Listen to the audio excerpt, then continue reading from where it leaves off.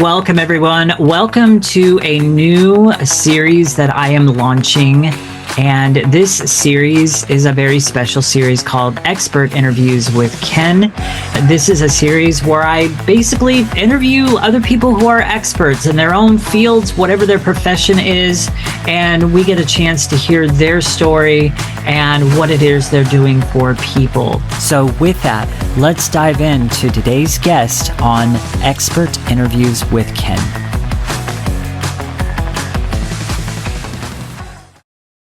Welcome, everyone. Welcome to another episode of Expert Interviews with Ken. And today I have a special guest, Lois Wyant. And with an entrepreneurial spirit inherited from her parents, she embarked on her first business venture during high school. Alongside her husband, they established a thriving portrait studio. It was during this time that she delved into online marketing, diligently staying abreast of the latest updates. Through consistent effort, she achieved and maintained a top 3 ranking on Google, and today she leverages her expertise to assist others in attaining similar success in the digital realm. I've really got to say, really nice job on keeping up with that ranking in Google. So actually, I want to start there today and say welcome to Expert Interviews with Ken. But I want to start there today. Tell me about what it takes to keep that kind of a ranking in the pages. Let's just open up the gates and start there. All right. Well, thank you, Ken. I really appreciate you having me on on your show. Welcome. The first thing is that you need to understand what are Google's requirements. And the top 3 would be your website speed, that it's mobile friendly, and that you have Google reviews, right? The reason for that is that probably about 60% of people are searching for your business on mobile phones. Right. So you need to make sure that your content and your clicks, your links, and all that are appropriate size for mobile usage. If you're not mobile friendly, Google's not even consider putting you up in the search rankings. You have to be fast or Google speed because there again, people are searching on mobile phone. And I heard a speaker once say that our attention span now is less than a goldfish, which Oh my goodness, I've heard that too. yeah. So if your site's not coming up in like split seconds, they're just going to move on to the next site. The Google reviews are important because that shows that you're in business. If people are leaving current reviews, then that tells Google that you are actually in business. So, and it also gives the people who are searching for you a good idea that you're a reputable business. So there are offsite things that you want to take consideration. Like you still need backlinks, which you can get those like through press releases or associate member sites, social media. I use a program called DFY. So backlinks are still important because again, it shows Google that people feel that your information is worth sharing. And then on site, there's a few different things. You ready for this? Oh yes. Let's break into it. Okay. When I start working with a new company, I will go to a site called Answer the Public. I've heard of it. And this will give you a list of what people are searching for according to your keywords or what your service is or such. Then I will download all those and I will put those in content. Now you need to either decide whether that's like how many of those answers can go on one page or if there's certain pages for those particular things. But you want to break this down and make sure that you're answering those questions on your website.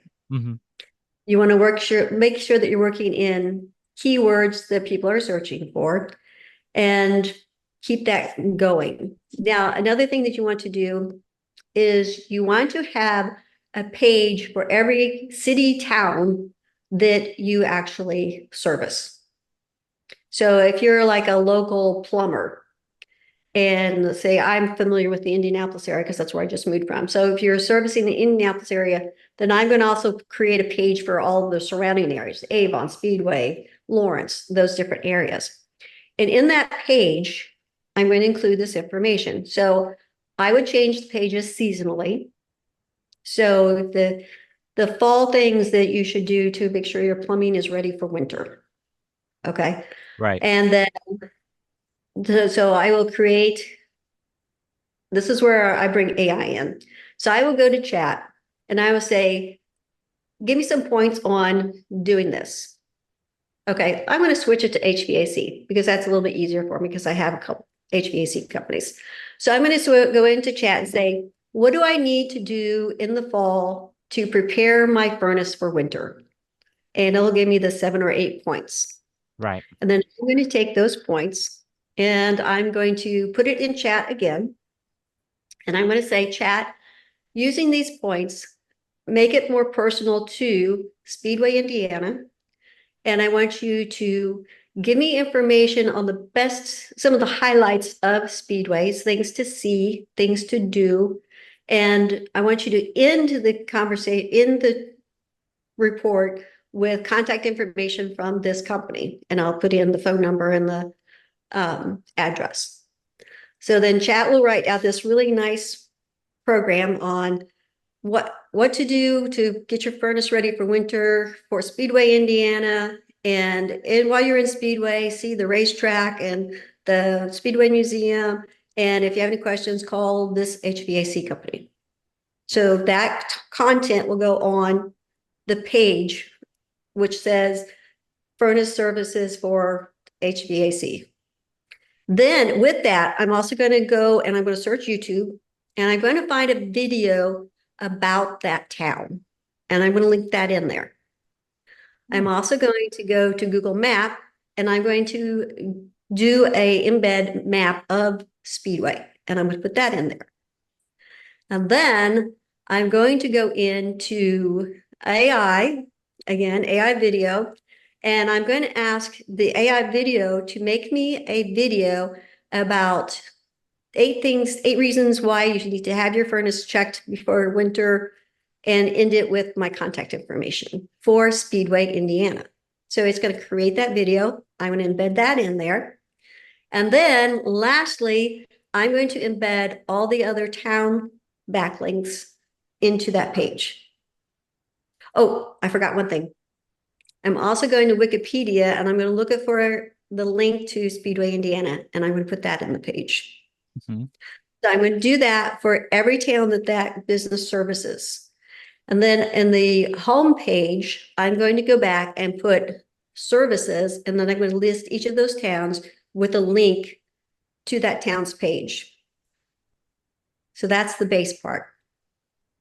Any questions so far? That is brilliant. No, no questions. That's quite extensive. So how long would it take somebody to set all that up? It depends on how many towns they service. Okay. What if what if you're not necessarily in a town? What if your business is totally virtual? What if, let's say, you're someone like me, mastery weight loss the way it's supposed to be. That's my brand and company. Now, I service worldwide, actually. And in fact, I am international. Um, so what does something like that look for someone like me who maybe is not like necessarily at a certain location or local, but somebody who is worldwide and international? So in that case, what you would want to do, again, you're going to go to answer the public and you're going to answer all those questions about that. And then you're going to start with like each continent. So United States, and you're going to do a page for United States with the top points of weight loss. And then you can either break it down to a few of your most popular states, because there are probably more states that you get more connections with. And so as I introduce somebody, or if I were to sign up somebody from another state, I would just add that state in as a page. Interesting. Now, as a page, what do you mean by a page? Is somebody going and creating like a website page just for that? What do you mean by a page? Yes, so it's an actual website page, but it's not in your menu. It's just in the background for Google to read. So when somebody is searching, like if somebody is searching weight loss, Raleigh, North Carolina. So Google's going to show them specifically who has weight loss in their area because Google really does focus on pushing local first. Interesting. So if um, if you were wanting to go wider, you could at least do a page for North Carolina. And then in that, you could just list like the top 10 largest cities. Hmm. So what you want is you want Google to see those words on your page. So when people are searching for it, it can connect those different things with what they're searching for. Very interesting. Now, the other thing is too, is you mentioned answer the public. Now, I know I've been on that site before, and I don't know what it is, but I couldn't figure out how to use it. And so maybe you could give some pointers on somebody who maybe is also like me that doesn't really know how to use it. I mean, I've found like different things on that site, but I don't know. And then the other thing is how do you, because I'm a person that if you're resourceful enough, you don't necessarily need to pay for upgrades on things and stuff like that if you're very resourceful.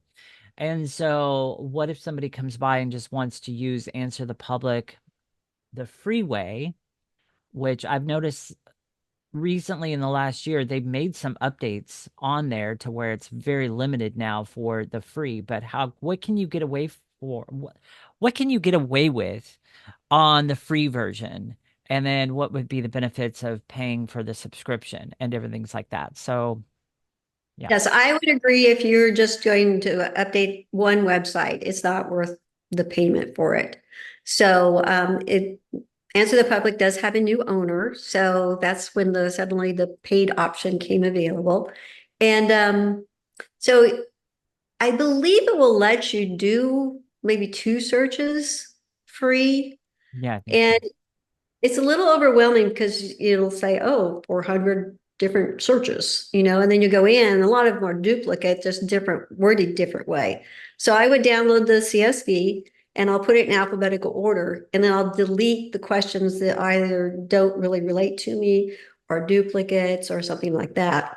And then I will also go to Google and I will start typing in the question, and then Google will give you suggestions as you start typing in things, Yeah. and I'll write those things down. And I look at the bottom of the first page because there will usually be some questions at the bottom of the first page that relates to that particular search as well. So then I'll use all of those items as well. Now, one thing that I just want to make clear to listeners on this. So when she's talking about typing something in the search in Google, so oftentimes as you're typing, it's going to pull down a list as you're typing. So you haven't clicked search yet. You're still typing, and it's pulling down a list of suggestions on where it thinks you want to go with what you're searching with. It's that list that she is referring to on the suggestions that Google is giving you. And the reason why I've known that is because I've also heard other people recommend to use that little list of suggestions as you're typing as things to search for and things to use as keywords. Another area you can look for is if you go to YouTube and you search in your question, there will be YouTube, which is also owned by Google, will connect other videos that might relate to that. So you could also take those down as potential questions or statements to answer in your website. Exactly. Exactly. So now the the main title of today's episode is Embracing Curiosity, the Key to Scaling Your Business in the AI Era. Now, we've kind of briefly touched on ChatGPT and AI, but let's dive deeper into that. You apparently have a lot of experience with using it. I think one of the questions I want to ask here with this is how far do you take AI in with developing the content and stuff like that? Because I know for me there's a large caution in using AI to the extent to where you're not, well, one, you're not thinking yourself anymore, and two, most of the content you're putting out isn't genuinely you. And I know that there have been others that have expressed concerns about that. Though on the other end of the spectrum, I'd be lying if I said, I haven't used AI to help me produce content, but oftentimes I have to go in and change certain words and phrasing and add certain things in because it's not me. As much as I program ChatGPT and I have it programmed with all things around my brand, how I want it to speak and everything else, it's still there still is a bit of lack there. So let's dive deeper into that. I mean, I know that's kind of a loaded question, and what I just like threw at you is very, very loaded. But let's also dive into that because I know that there's some concerns with how much is okay, and how much is not okay. You know what I mean? Oh, true. Very true. You need to use AI as a suggestion. So you need to go in and edit it into your tone, into your words, maybe into your style so that it matches in your brand. So AI is not going to be able to be a duplicate of you, Hmm. but it surely can really kind of expand your ideas. So you can go in and ask it for ideas. You can ask it to list the idea of the answer to the question you're looking for, and then you can adjust those things. I will ask it to, I'll say that, okay, I'm doing a series of AI video emails. Give me 5 topics that I could do these emails on. And it'll give me the 5 topics. And I'll say, okay, I like this topic. This is what I want to work into that. This is my offer. This is where I want them to go. This is what I'd like for them to do. Please write out an email. And then it'll write out the email. Then I make the adjustments so that it sounds more like me. So using it as suggestions, probably the one area that I think that the AI is doing really well is in the video. Hmm. I really am liking the AI video. So the projects that used to take me like 2 to 3 days to do is down to like an hour. And it's just the point of I decide on the topic, I go into chat and say, hey, give me points to answer this question. And then I'll take those points and I'll put it into the AI video program. And I can even program the AI to use my voice, which I think is really cool too. I had to record it like 3 times because it's like the first time was like, ooh, that sounds a little dull. It's still my voice, but it sounds a little dull. So I had to do it over again. But then you can use your voice. And so it will write a script out and it does the B-rolls and all of that type of thing. And then I go through and tweak the script and maybe change out some of the B-rolls and or ask it to change it, or you can change the voice and you keep talking to it and keep rolling it out until it really comes to what you want it to see. And the great thing there too is that the program that I use will also give me a description and great titles, and it just happens really quickly. But then the other cool thing is now you've got that script, so I can break the script down and make like YouTube shorts out of Yeah. those. Little reels. Yeah. And once you had the big video done, the YouTube shorts are just a few minutes to finish those. That's amazing. Now, this video AI that you're using, is that a free version or what's the cost associated with that? Because I know some of these video creators AIs can be a little costly. Yeah, they do. There's a certain level of free ones. I'll share those links with you so that your audience can look into it. Yeah, that's amazing. Now I know one video AI that I do use, and I still have the free version of it. I think it's called Opus. I've not tried that one. Um, I might be mispronouncing it.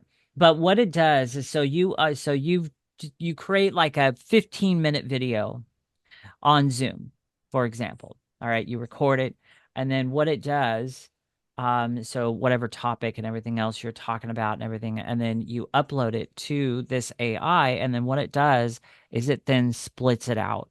So it then splits it out to video, little clips that are like anywhere from 25 seconds long to a minute. And these are like little clips that you can then use on YouTube. These are clips you can use for reels on Facebook and different things like that. I've actually found that to be extremely useful um, in creating like little reels Shorts. and stuff like that. Yeah, shorts. Yes. I do use a different program for that as well. Yeah, that is very handy. And then you can just go through and just select the ones that you want. Yeah, and then some of these programs they actually give you ratings on the clips and what you're talking about on how it would SEO and how it would, perform out there. So yeah, I do find that really really helpful. Other than that, what I usually do besides AI, like if I just kind of want to manually do it, I will take that video that I just recorded on Zoom and I will throw it in an app like iMovie or even CapCut. And then I will just sit there and as I'm making the edits, I will pinpoint, ooh, this little section, that's good. So I'll just kind of cut that out and I'll shove that aside. And the ones that I'm shoving aside, these are my customized reels that I have created on my own. And so I also find my own self creativity that way.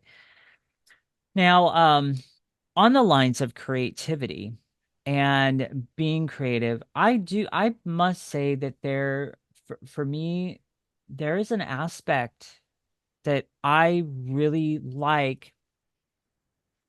So it's kind of like a give and take. I mean, I don't like the time that it takes me sometimes, but I really like spending time creating stuff on my own. Like, for example, good photos and being creative on Canva and stuff like that.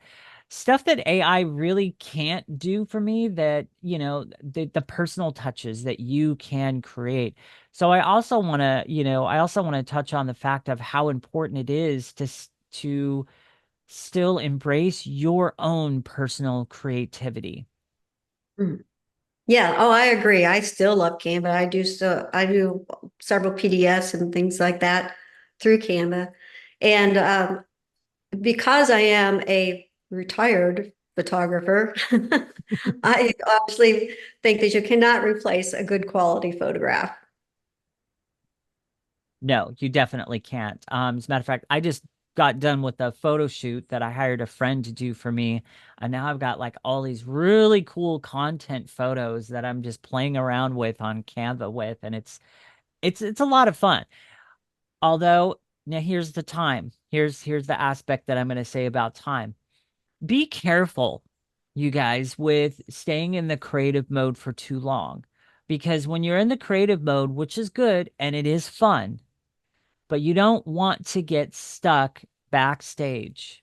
Remember, you need to be front stage in your business most of the time in order to bring those clients in. So it's really, really important to remember that balance. It's easy to get stuck backstage in the creative mode and just doing all these things and not being front stage because the more you're front stage, the more you're going to get feedback from people. The more you're going to get to know your avatar, the more you're going to get to know your avatar, and the more you're going to be able to go, okay, so this is a need. This is, a pain point. Now I can create this for this pain point. Now I can create this for this pain point. That's how it works. So just be careful not to get stuck backstage. All right, so I'm going to get off that bandwagon and and bring it back I to agree you. with you. Yes. Yeah, bring it back to you, Louise. So what are some other main points that you would like to bring across on today's show? Well, I think that, like you said, what's your time? You know, you can get really absorbed into these things. I kind of remember being in elementary school and the teachers were saying, oh, the computers are coming out and have shorter work days and shorter work weeks. And it's like about 15 years later, I guess, we had our first computer and it's like, well, that's not working because we're spending so much time learning the programs. And then once we learn the programs, we spend some more time because we could do so much more.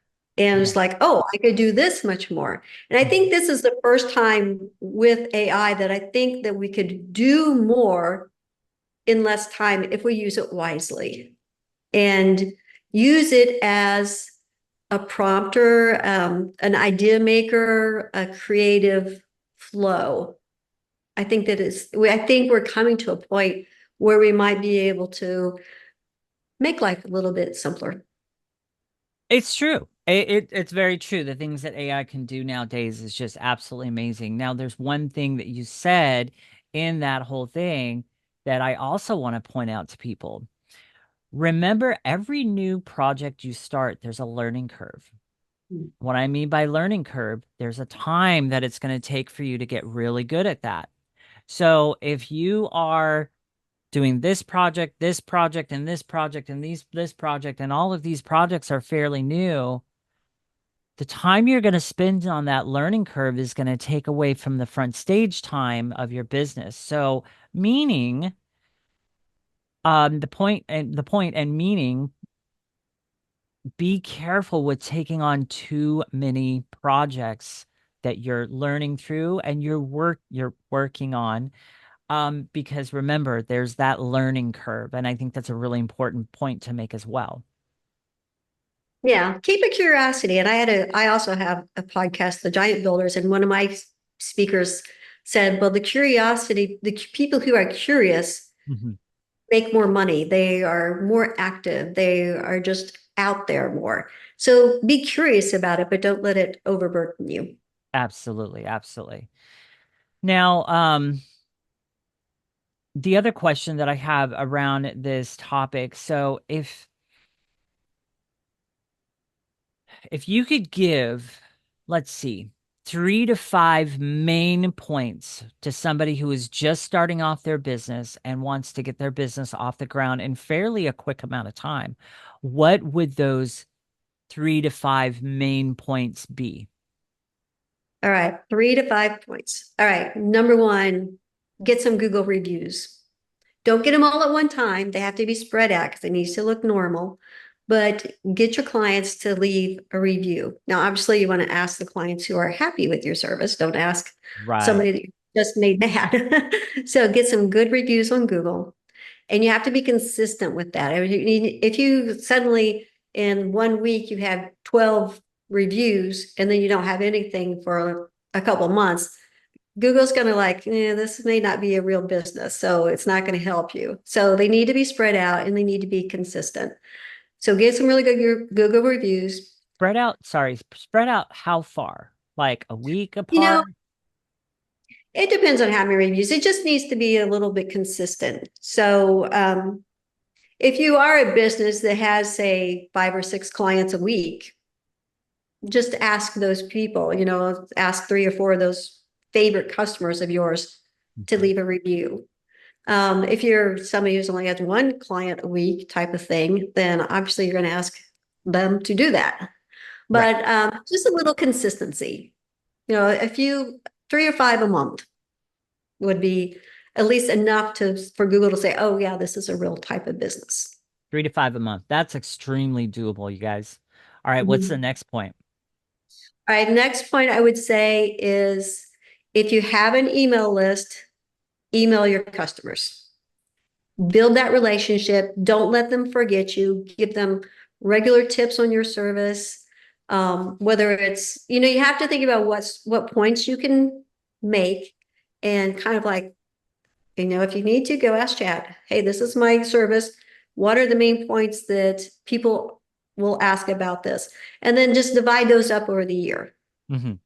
So keep in front of your clients in there, word it so that you're open for new business, the referrals, hey, send your friends, just little fun, jokingly tips, oh, guess what? Next week I have an opening. So if you have a friend, that type of thing. Yes. So keep in contact with your current clients. And then thirdly, I would say get your website up, get it ranking, get the right information that people are searching for on there. Now get your website up. Some people would say you can start your business without a website. Others would say, no, you need a website. So, which is true. Let's dive into that for a few seconds because there's definitely some conflicting beliefs out there on what and what. You know what I mean? I would agree. Now, it would depend upon what type of service you have and if it's a service that people are going to actually Google. If you're a local business and let's say you're the local auto repair store in a small town, then you probably don't need a website because everybody knows you. Mm-hmm. If you are a local business in San Francisco, you got to have a website because everybody's going to be there searching for services. Mm-hmm. So I would say it depends upon what your service is and how big your target market is. That's amazing. Yeah, I would agree with that as well. I think in the very beginning when I was just beginning my own business, I think what I started doing is just putting myself out there more on social media. And this is before I even had a website or anything like that. And the background, I started developing the steps to get my website. But in the meantime, on the front end, I was on social media. I was kind of like building, building my audience, finding out more about my audience as I was building my website on the side. So technically, I started working my business, if you will, um, without a website. Oh yeah, because you're a very personable person and you have a way of using social media to get that connection. So Yes. yeah, that would work wonderfully. So again, that kind of speaks to those who have been maybe told that no, no, you need to get a website. You need to get a website. Not necessarily on the very front end and immediately. No, that's not necessarily true. What you can do is start curating your audience on social media while in the background taking those steps to getting your website going. I do think it's overall important to have a website. Of course, I have one now. I've had it for over 4 years, going on 5 years. And but again, I didn't start that way. So that's just another point for the audience, for somebody who might be listening to this, who is just starting out and just trying to get things going. Don't overcomplicate things either. Keep things as simple as possible and flowing and keep that momentum going. Once you get a little momentum going in your business, then I'm going to encourage you guys, ride that wave. Don't let that momentum fall off. Oh, I agree. That's very true. Speaking of social media, there's some wonderful tools out there too that helps you connect with like groups of people. Mhm. I have a program that I can go into like a Facebook group and I can ask the program to give me a list of the contacts who are business owners or CEO. And Wow. then it'll extract all of the people who I had something common with. It's not just everybody, but whoever I had something in common with, it'll extract all those. And then I can put it in another part of the program where it will start a conversation through Messenger with them. Hey, I see you're also a member of this group, and that you're a business owner. I'd love to share some back and forth tips on how to grow a business and such. So it's a good way of like just opening a conversation to see if there's people that can use your services. That's amazing. What are the results you've had on that? Because I know with messenger conversations, I haven't necessarily I haven't necessarily had the best of time with that. And I kind of feel like nowadays people are smart to that. They know that you're starting a conversation to have it end up over here. You know what I'm saying? And so, yeah, why don't you dive into a little bit about that and some of the successes you've had with using Messenger and starting those conversations with people? I know you're using a program, but even with a program, it's like you can still run into some snags. So, how does that conversation work and what does that even look like? How do you pivot the conversation in the direction that you want towards your business? Because I know in the past, when I've initiated conversations with people and things are going great and we're responding, and then I go to pivot, it's like the conversation drops off like this. Yeah, I think it's because people like to talk more about themselves.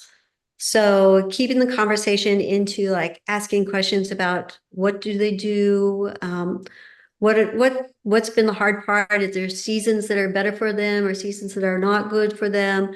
And just keeping the conversations. And then actually most of the time, eventually they'll come out and say, "What do you do?" And I'll say, "Oh, I actually do some SEO and da da da da da." And they're like, "Oh." I say, and then I'll usually say something, if you want some free tips, I'd be happy to give you some. And then it's like, "Oh, sure." Then I'll go in and I'll give them free tips on their website. Say, "Oh, and I would have your website person do this, this, and this. So if they need advice, let me know."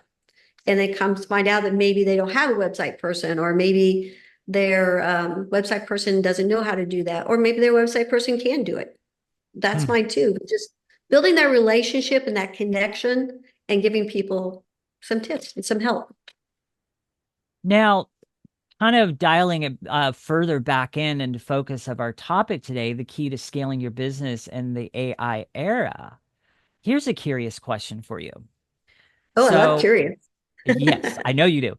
And it goes right along with our title today. So here is the curious question. What are your thoughts on using AI to help curate that messenger uh conversation? Like, hey, ChatGPT, this person said this, this, and this. What could my response be back to this person? What are your thoughts on using AI for different things like that? Okay, this is going to bring us to a whole new direction. All right. I have a mentor who has taught their chat. Okay, like the chat on the website. Hmm. Okay, he has taught his chat. Okay, so going back, the chats in general are usually, "Hey, I'm, Sylvia, the da da da chatbot, which three areas would you like Oh, details it's on?" so like Okay. an actual That's chat bot. Yeah. Yeah, chatbots. That's going away. Okay, you're not going to be able to do that much longer. You need to advance it in. So this mentor of mine, he taught his chat everything about his business. And he did an affiliate with another person. And the chat actually, so one person came and said, "Oh, well, that's too much money for me. I can't afford that." And so the chat chimes in there and says, "Well, we had a special last week. I could share that with you." And actually, the chat itself sold this person on a program all by itself. I think you And shared that with me when we did our pre-show interview. I think because I recognize that story. Either I've heard it somewhere else or I've heard it from you. oh, I probably me because I am just in awe that the fact that the chat, I mean, people think they're really talking to a real person. They're moving that up where you could actually call and talk to a chat that sounds like a real person, all the way to the point where if you ask the chat voice or other, "What color are your socks?" They could answer that question. That's You kind of bizarre. so yeah. But think about it though, if you're say like an auto mechanic, how cool would it be? Because we love the interaction. We love knowing that that business cares about me. But Hmm. how cool would it be that if you had a chat answering your phone? So Sally calls, so the chat says, "Hi, Sally, how are you? It's been about 3 months. Is it time to change your oil?" "Oh, well, yes, it is time. That's what I was calling for." "Oh, great." Well, and actually schedules the appointment for you. And then even says something like, is there anything else we should look at while we're changing your oil? And then puts that all on your calendar. Can you imagine how much not only time that frees up for the owner, but the personalization of a voice, thinking that it's a person, is making that conversation, knowing the name, knowing the last time it was in, knowing that you got the oil changed, asking if there's anything else. The personalization with it is going to be amazing. And there again, there's that freed up time Yeah, that you don't have to be on the phone all the time making those appointments. And it just happens. that's true. Wow. That is, in some aspects, definitely amazing, but in other aspects, I don't know. There could be some concerns around that too. It's like, well, What about, so I mean, I think one of the questions that I have on that is what does that do for so the person that chat bot, if you will, is replacing? What does the person then do that, because that job is no longer available because now that job is taken over by AI. So I mean, curious question, sorry, but it's a thought because I know that there are some people out there, they're just like, okay, well, how far are we going to allow this to go? Are these AIs going to eventually take over a lot of our jobs? And then where does that leave us as organic human beings? You know what I'm saying? Yeah, I mean, those are all the questions that came up when the robots came out, in the auto manufacturing, the robots came out and they're like, oh, we're going to lose all these jobs. I wonder, though, if especially a small business, the owner is doing the phone, making the appointments, checking people when they come in, checking people when they go out, is it really replacing a person? Hmm. Or is it relieving somebody to be able to do something else that's going to Mhm. make more money for that business? The other side of the coin. I like that. I like that a lot. The other thing too, and I think where I kind of caution on is again back to the original personal organic person. Like I think I really like here's a really good example. So Okay. you're calling into like your doctors to schedule an appointment. Okay. Yeah, I don't know Okay. that I could say that a bot could replace that. But even though, you know what, every time I call my doctor, I get a recording and I have to That's leave and my that's where I was phone. headed with that. And it's actually annoying. It really It is. is, And yeah, it even the is. automated systems that they have in there to where it's like, oh, if you're looking for this, press this button. And if you're looking for this, press this button. Honestly, nowadays what I do is I will press all the wrong buttons until it finally sends me to somebody live because that's Yeah. annoying. It's annoying. So I mean, I think there's also a concern of the lack of personable people because I miss the days where it's just like it was really easy to get a hold of the customer service, to get a hold of a live person because a lot of times your situation isn't listed in their options and you need to talk to somebody. And I find it interesting how some companies out there really do make it challenging to get to a live person. That concerns me. So, what are your thoughts on that and in relation to the AI era that is approaching us? Well, I go back to the my mentor who had their chatbot so trained on everything on their website Mm. that I wonder if you could have a first level person or chat that answers the phone and finds out the details and answers all the questions that it can. And then if it gets to a question that maybe it can't answer, maybe it just says, you know what, that's a good question. Let me find somebody who can help us with that. And then switch to a live person who maybe knows more. But, I find it the way AI is learning so quickly, It's true. you know, and then you list that one down, the person, and then you program that into the AI so that when that question comes up again, it has an answer. Yeah, that's actually a really good point because it's continuing to learn and it's continuing to grow and adapt and different things like that. So eventually, over time, customer service improves. See, right now, a Mm-hmm. lot of the systems that are out there, they're just simply automated systems. And they're honestly, I don't think they're doing much good. And I think a lot of people are annoyed with them just like I am. It's just like I said, I will get on a system and I will purposely try to press the wrong buttons to get it to send me to a live person because it's Yeah, annoying. and you're talking to recording because of the way the voice is. It just sounds really weird. But if you were talking to chat that sounded like a real person that would answer your questions or actually get you in the race, that might be just a great improvement on Yeah. customer service. I think so. I really do think so. I mean, so I guess my point also in that is right now, things like that suck. And so it's like, all right, there is definitely some good sides and some caution sides when it comes to AI. Is basically how I'm gonna round that off. I'm kind what I really wanted to do in this episode also is kind of bring both the pros and cons and kind of find the middle ground in between there. So, as we get ready to close up on this interview here, what are some of the final thoughts that you have for the audience? Stay curious. Just Mm. investigate it, keep learning. I think that we're going to approach a point where our competition doesn't take us out of business, but we take ourselves out of business because we're not advancing with technology. Mm. So stay curious and find areas that you feel comfortable with and that will help you grow your business. And I'm going to add to that, stay creative.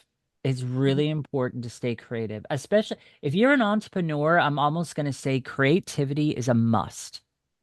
You must be creative. The two go very much hand in hand, and I've learned that.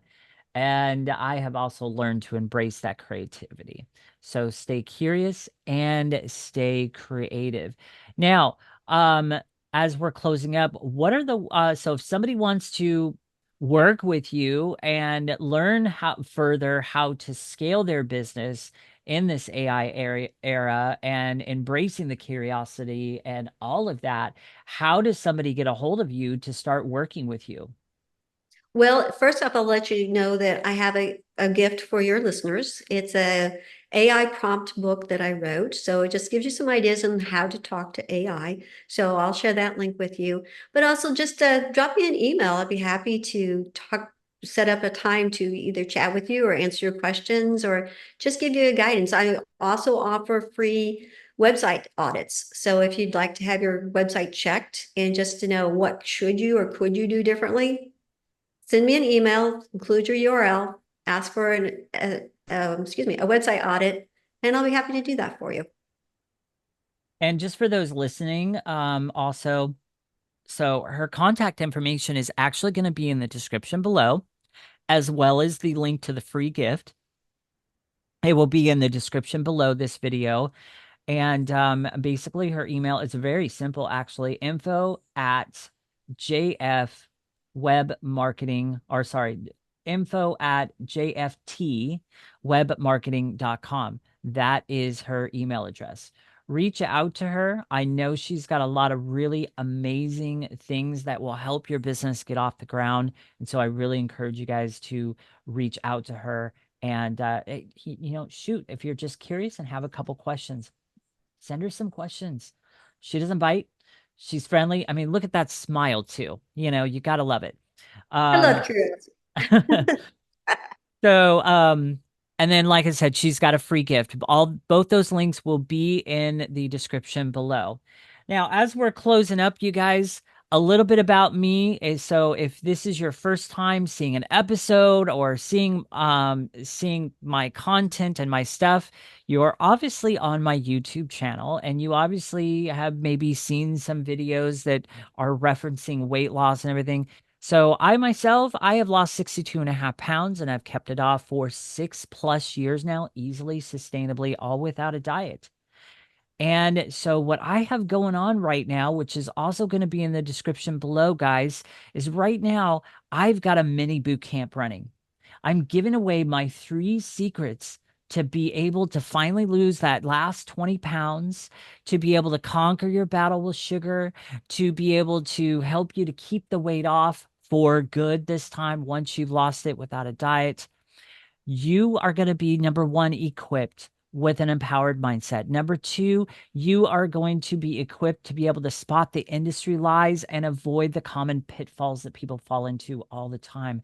Number three, you're going to be equipped to see past the deceptive marketing that these big food companies are using. And you could be out there at the store making really the heartfelt effort of making all the healthy choices and really thinking that you're doing all the good things. But really, in reality, all you're doing is buying it in the marketing that they're selling you, telling you that something's healthy. And when it's really not. Well, I teach you how to see past that. I equip you with those tools. So, and all of this is just in a short 2.5 week span. It is 3 one-on-one sessions with me right now. This boot camp, it's not a group setting, it's one-on-one boot camp sessions with me. It's very interactive, comes with a booklet, an extensive booklet with each session. These aren't 1 2 pagers. These are 10, 16. One of the booklets is a 33-page booklet. You also get free bonus booklets as well throughout the boot camp. You got nothing to lose but that extra weight that you've been trying to lose for a long time. Dive into my boot camp. You guys, right now, I don't know how long I'm going to keep it at this price, but right now it is going for $75. Those that I have taken through a sneak peek through everything my boot camp has to offer have said, I had one person say that my boot camp for them would be worth $1,500. I had another person say that she would pay $1,000 for something like that. My boot camp's going for a ridiculous $75. You guys jump aboard. The link is also in the description below. Jump aboard my boot camp. I got 2 spots left currently with the group of people that I'm working right now. And by me saying group, I'm not saying group coaching, but I am working with 3 people right now, one-on-one, and I'm looking to fill 2 more spots in that boot camp. Go grab it for this session. Don't delay any longer. So, with that, you guys, that concludes today's interview. Thank you so much, Lois, for coming on the show today and sharing your tips and being open to having a conversation that kind of brought some of the cautions that I know that there's a lot of people that have, around AI, myself included. And thank you for being willing just to handle some of those questions as well. And do you have any kind of, I'm going to throw this one at you. You're not expecting this one, but do you have any quotes that you like to leave somebody with? Okay, so my dad always said, work smarter, not harder. Mm, I love that. I love that. And the one that I will give is it's not necessarily a quote, but it is on my wall over here. You cannot hope for motivation for the day. Start your day with intention. Be intentional about your day. Be intentional about what you're doing through the day. Don't just go with the flow and and just kind of let life dictate where you're going to go. You need to set intentions because that is how you are in control over your circumstances. So that's what I'm going to leave you guys with. So with that, you guys, have a great rest of your day or evening, depending on where you are in the world and what time you're listening to this. And I will talk to you guys on the next interview. Talk to you guys later.